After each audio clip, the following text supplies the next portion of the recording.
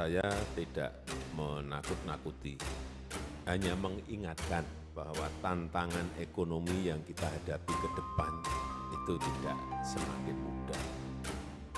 Tahun depan, ini tinggal 2 minggu. Teman-teman, saya masih bersebelahan dengan perempuan hebat. Orang jarang berpendapat soal politik, tapi memang pekerjaan beliau sebagai akademisi dan peneliti. Boleh dikenalkan? Ya, halo orang-orang muda. Saya Siti Zuro, peneliti utama Badan Riset dan Inovasi Nasional. Pak, kemarin itu kan Partai Nasdem sudah mendeklarasikan kemungkinan kandidatnya ya. Apa manfaatnya sih kalau duluan mendeklarasikan calon? Kalau menurut saya itu salah satu bagian dari proses untuk pendewasaan politik, pematangan politik. Jadi semakin cepat dideklarasikan, disampaikan kepada publik, maka publik akan punya waktu yang sangat cukup untuk mengevaluasi siapa kandidat ini, calon ini, kan gitu. Nah, ini yang kita butuhkan supaya kita tidak memilih kucing dalam karung. Apalagi memilih maling dalam karung ya. Itu jangan, karena pemimpin itu akan memimpin 5 tahun. Jadi kalau salah dalam memilih, tidak akurat, kita istilahnya tiba pilpres tiba akal, lah itu tidak bagus. Jadi poinnya adalah pemilih ya, kepentingan pemilih, kepentingan masyarakat untuk bisa melihat orang yang disorongkan ya. Artinya masyarakat itu menjadi lihat info. Ya, punya kesempatan ya. Tahun 2024 adalah momen politik yang sangat penting karena kita menyelenggarakan pesta demokrasi terbesar dan secara serentak dalam tahun yang sama.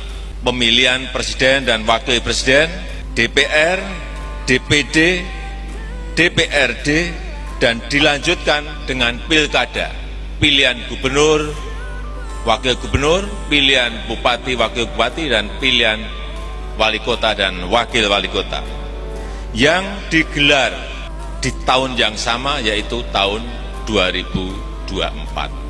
Ini bukan pekerjaan yang mudah, ini pekerjaan besar yang sangat menentukan masa depan bangsa kita, masa depan negara kita. Dengan melibatkan jumlah pemilih yang sangat besar.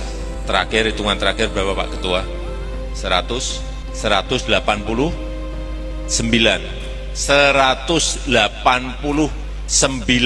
juta pemilih yang nyoblos pada saat yang sama, yang waktunya kira-kira hanya diberi waktu 6 jam, jam 7 sampai nanti jam 1. Tahun 2023 bakalan jadi tahun tergelap bagi ekonomi dunia dan pasar saham. Buat kamu yang nonton video ini, bersiap mulai saving money dari sekarang. Karena golongan menengah akan banyak yang jatuh miskin. Pak Jokowi udah notice juga kalau 2023 bakalan jadi tahun tergelap bagi semua negara.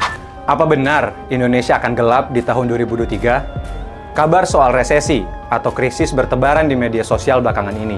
Sejumlah pihak mulai merekomendasikan masyarakat untuk menabung supaya dapat bertahan melalui resesi. Prediksi tersebut bukan tanpa alasan. Masih lemahnya perekonomian akibat pandemi, belum lagi ditambah dengan kondisi geopolitik yang tidak stabil yang diakibatkan perang antara Rusia dan Ukraina. Bumi Eropa pun dilanda krisis energi, mengingat sekitar 40% kebutuhan gasnya berasal dari Rusia. Selain itu, perang juga memberikan ancaman krisis pangan di masa mendatang. Pastinya kita masih ingat dengan ribut-ribut pasukan gandum dan naiknya harga mie instan kemarin kan? Tapi, apakah kita di Indonesia juga harus waspada dengan resesi? Pertanyaan ini menimbulkan polemik di media sosial. Sejumlah netizen berpendapat kalau 2023 tidak akan seburuk itu dan influencer-influencer finansial hanya melakukan fear-mongering ke masyarakat. Berita terbaru hari ini, Indonesia dinilai akan hadapi banyak tantangan politik ekonomi di 2023.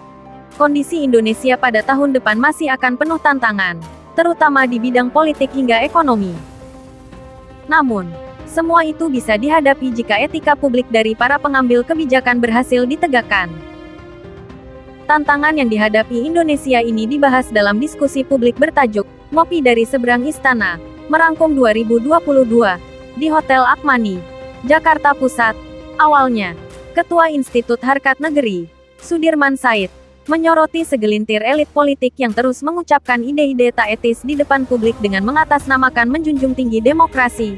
Ketua MPR bicara soal 3 periode, dengan alasan untuk memancing ide. Apa boleh secara hukum boleh, tapi apakah patut diucapkan oleh pemimpin lembaga tinggi negara seharusnya?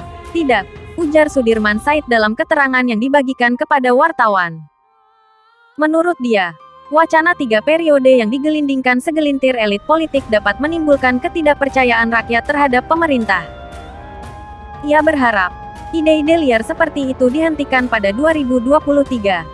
Tahun depan itu, pemilu harus kita gunakan sebagai jalan mengembalikan kepatutan. Publik etik, kita punya banyak orang cerdas untuk mengembalikan publik etik yang saat ini sudah tergerus, ucap Sudirman. Diskusi tersebut turut dihadiri pengamat politik Siti Zuhro, pengamat ekonomi Nina Sapti Triaswati, pengamat hukum pegiat HAM Asfinawati, Deputi Basnas Arifin Purwakananta dan artis Ronald Surapraja. Kemudian, senada dengan Sudirman Said, Siti Zuhro menegaskan kehidupan sosial politik Indonesia pada tahun depan tak akan stabil jika segelintir elit pejabat masih mengedepankan kepentingan kelompok di atas hajat rakyat.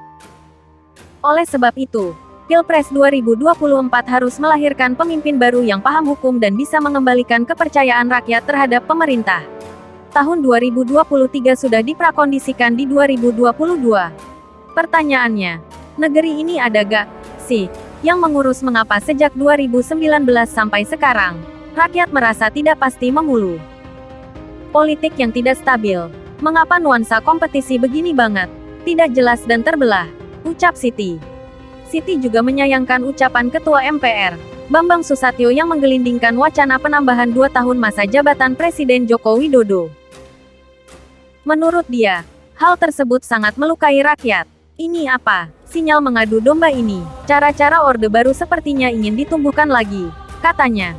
Kemudian, Nina Sapti menguatkan pendapat Siti dan Sudirman dari sisi ekonomi. Menurut Nina, tidak ada alasan untuk menunda pemilu atau pilpres sekalipun karena tidak ada hal yang mendesak. Menurut dia, perekonomian Indonesia pada 2023 tetap akan tumbuh di atas 4%. Jadi bukan resesi, karena tidak akan minus.